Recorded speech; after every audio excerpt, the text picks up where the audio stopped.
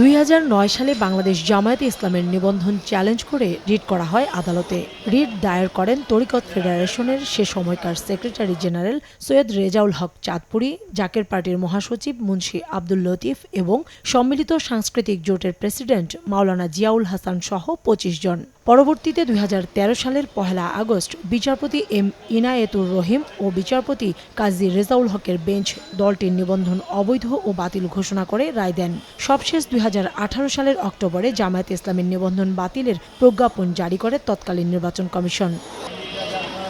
5 August Hasina সরকারের পতনের 2 মাস পর জামায়াতে ইসলামের বাতিল হওয়া নিবন্ধন ফিরে পেতে খারিজ হওয়া আপিল আবেদন পুনরুজ্জীবিত করে দেশের সর্বোচ্চ আদালতের আপিল বিভাগ।